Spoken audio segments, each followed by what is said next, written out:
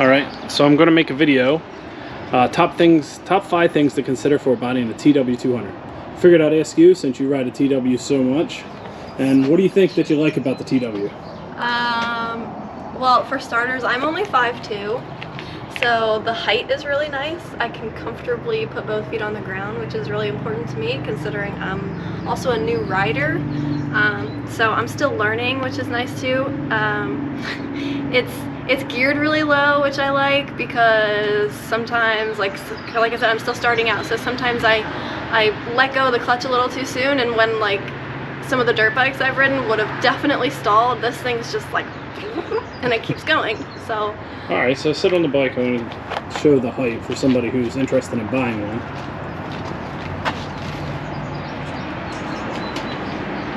So the seat height's, I believe, 31 and some change, so you can basically, or maybe it's about 31 inches, you can basically put both feet on the ground pretty easily. Yeah. Flat foot one or both.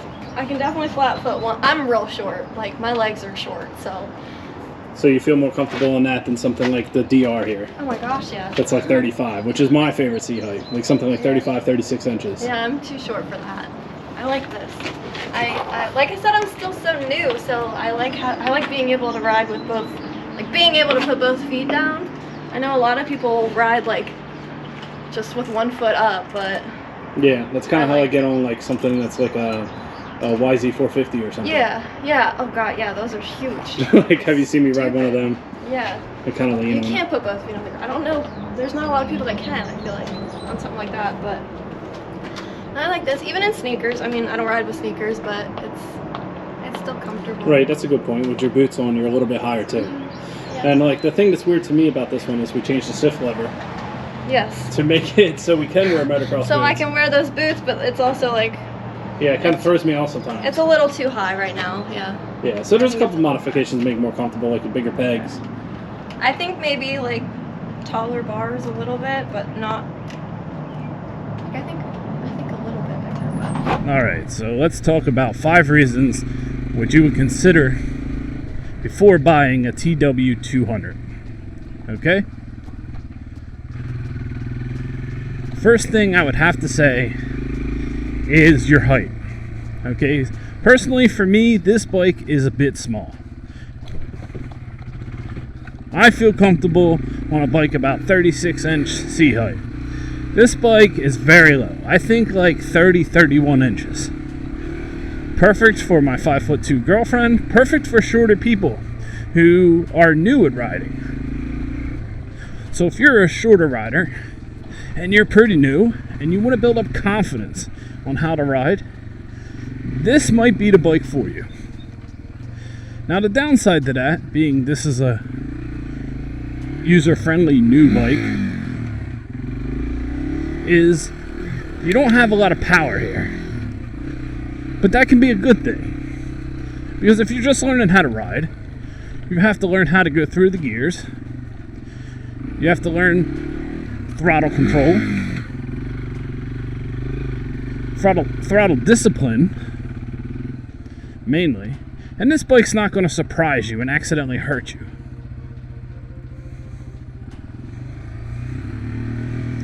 Engine braking my way down. So that being said, if you're a beginner rider, you can have a lot of fun on this bike. And in fact, I'm what I would say, I don't know about advanced, but intermediate to advanced riding. And I would say I can have a lot of fun on this bike. So, number 2 thing to consider, and this might go back to the beginner rider thing, if you don't know if you're going to want a bike like this, but another thing to consider is the price tag. This bike is not going to break the bank. Sure, there's beautiful bikes out there that you're going to pick up for 7 to 10 grand, but this bike here, costing a measly $4,600, brand new, 0 miles, will not break the bank. So being inexpensive like that, you can get a taste of riding, see if you like it or not. And these things hold their value.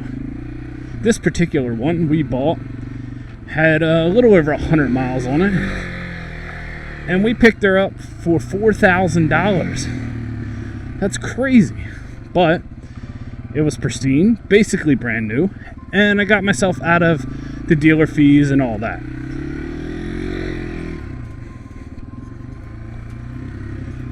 So the second thing that I would say to consider is your budget, the price tag.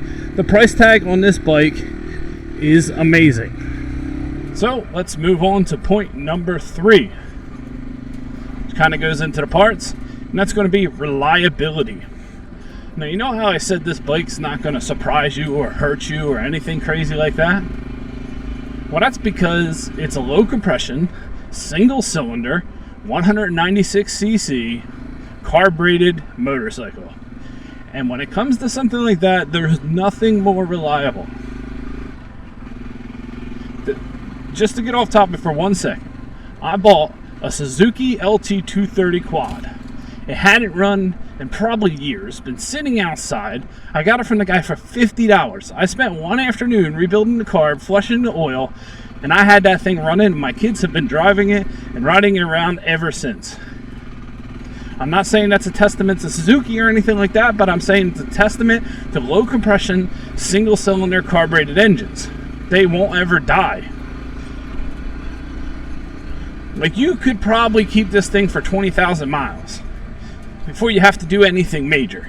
I mean, of course, you're going to adjust the valves and check clearances and stuff like that. Somewhere around the 15,000, I think it would be, after the initial 600. Now, you may not need to even do anything at that point. I mean, more or less, it's a check to make sure everything's going good. And yeah, this bike might drop from its 16 horsepower to maybe a little lower compression of a 14 horsepower, but you're not going to notice that. But this thing will keep chugging away. So that's definitely something to consider. How reliable a bike like this is going to be. Number 4.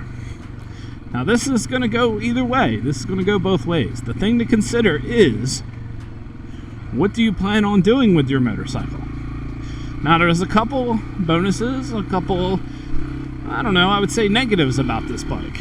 Okay? So number 1, if you have, let's say you want to do a commute, and you have a commute that's on highway, I would say don't get this bike. Now, granted, this bike, I'm 5'10", 250 pounds, and this bike will actually get me up to 55 miles an hour relatively quick. I could show you.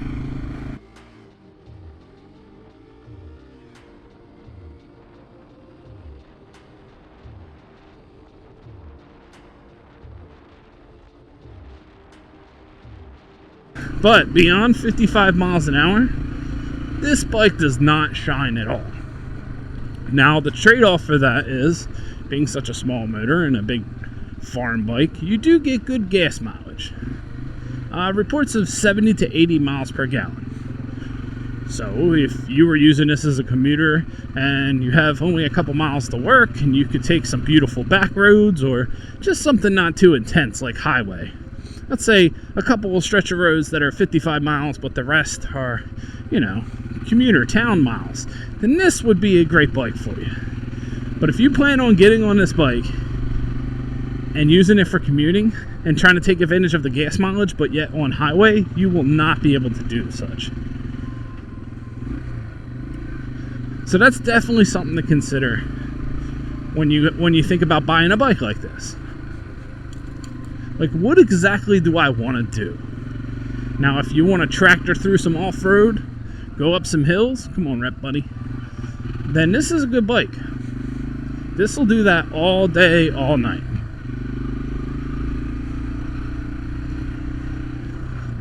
So that was my number 4. You have to consider what you do with this bike. And in fact, that should probably be number 1. But I say it's number 4 because no matter what you do with this bike, it's a good learner bike. Alright, number 5. Let's touch on number 5. Now, number 5 is definitely going to be a caveat, but it's going to be a good thing I touched on earlier. Ooh. Number 5 is, there is so many aftermarket parts for this bike. And it's pretty generic as far as LED blinkers my girlfriend just put on. That you can make this bike your own. Because with all the reliability, all the parts out there, there's tons of things you can change. Now granted, you're not going to get many more ponies out of this thing. Nobody's really upgrading these engines with high compression pistons and camshafts.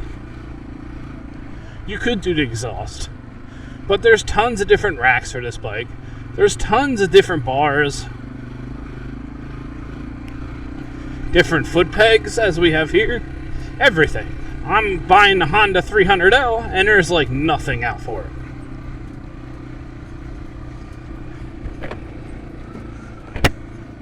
And in fact, a bike like this, you can really make it your own by customizing anything. I saw this girl's channel a couple days ago where she changed her front dash up here to have like a coin slot, like an old school arcade game. That was actually really cool. I can't remember her channel off the top of my head, or I would link it right here. Just to give you an example, let's talk about what we're doing to this bike. Well, we have LED front blinkers, we have an LED front light, we have LED rear blinkers, but we have to put in the relay. We have a rear fender, a license plate eliminator kit to make the bike a lot more sharp. We already have bigger foot pegs. We have a new shifter. I have new mirrors coming. This bike's going to look completely different. And I didn't even buy anything crazy like racks or bars or anything yet. Oh, I did get some bar risers. These bars are okay for my girlfriend for now, but I'm trying to add a little bit of height to it because she even noticed that they're a little bit low. You feel like your arms are kind of on your knees if you're as tall as me. And if she wants to do any kind of stand-up riding, then she's going to want higher bars. There's definitely a lot of positives. If this was going to be your only bike, and you're a bigger guy like me, like with my motorcycle boots on, I flat foot a 5'11", this is probably not the most exciting bike. But I'll tell you what, it's a lot of fun. So I hope you enjoyed this breakdown. Hope I gave you some things to consider if you do want to buy this particular bike. And hey, if you end up buying one, let me know. Or honestly, if you have any difference of opinions or other things I should mention in a list like this, put that down below. Because I kind of feel like I covered everything in about 6 points. But you let me know. Hope you enjoyed. And if you want to see more content about the T-Dub, about my KX250, about my Honda 300L, oh, that looks like a good hill to climb. Just keep it subscribed here. We're trying to reach 1,000 subscribers. And I think the next video for the T-Dub is going to be a modification video. Ooh, spinning a little tire there. And I'll show you guys the top 5 mods I recommend for under $50. That was my next planned video for this particular bike. But before I go, guys, I'm going to climb this awesome hill here, and I'll catch you guys in the next video. And as you know, this channel is mostly dedicated to the Honda 300L, so you're going to see a lot of content on that, but I will trickle in the TW at least once a month or 2 times a month. Alright, this doesn't look tight, but this is. Woo! I washed out on the rear end. It's awesome. She just took it no problem. Alright guys, thanks for watching, and I'll catch you on the next one.